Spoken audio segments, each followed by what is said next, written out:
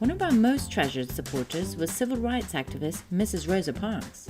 In 1955, she sparked a revolution by refusing to give up her seat on a segregated Alabama bus.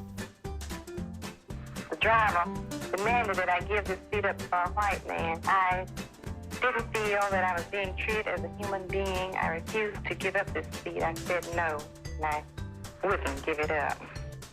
From that moment, she became the mother of the civil rights movement. One evening, years later, H received a phone call from a friend saying Mrs. Parks had been attacked in her home in Detroit.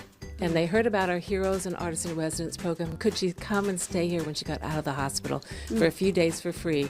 She was here approximately 10 years, which is incredible. And that's how Mrs. Rosa Parks became part of our Heroes in Residence program. H wasn't the best student, so initially she had no idea who Mrs. Parks was, other than a wonderful person, of course.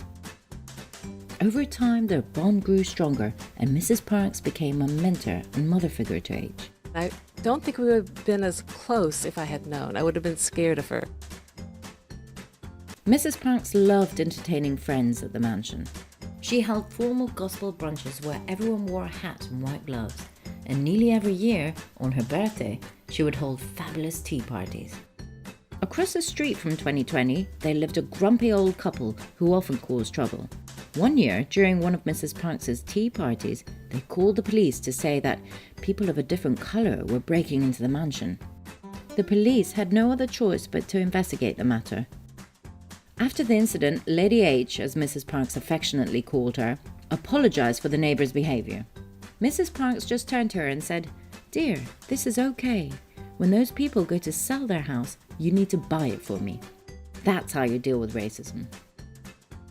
Lady H used to own a big yellow school bus. When Mrs. Parks had important meetings in DC, H would drive her there in the bus.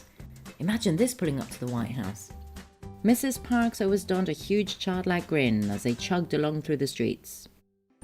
The own museum in the mansion is now officially on the African American Heritage Trail, and rightfully so. She often stayed here with members of her Pathways to Freedom Foundation and her best friend and president of the Rosa and Raymond Parks Institute for Self-Development, Mrs. Elaine Steele. In 1999, Mrs. Rosa Parks was awarded the Congressional Medal of Honor, the highest award a civilian can receive. The medal was designed by our very own artist in residence, Artist Lane. Mrs. Lane and Mrs. Parks were both from Detroit, both activists in their own right, and had been good friends for many years. Mrs. Lane even gave us a maquette she used for the medal. You can find it on the second floor. In 1999, Mrs. Parks was invited to meet the Pope in St. Louis. She took Lady H with her. On the way to meet him, Lady H helped Mrs. Parks craft a letter to read to the Pope. This picture shows Mrs. Parks reading out that very letter. Amongst other things, it said, "The issue of racism still plagues our world. It is a cancer that has troubled me and others throughout my life. As a most respected, honoured and moral leader of this world, I ask your patience to address racism with your words and example." Later that day, Lady H asked why she had been invited to come, of all people, especially since she was white. Mrs. Parks turned to her and said, "Oh dear, I didn't know you were white." Mrs. Rosa Parks passed away on the 24th of October 2005 in her Detroit apartment. Her body laid in state at the Capitol Rotunda, the first woman to have ever been given this honor. And so, even in death, she continued to challenge boundaries.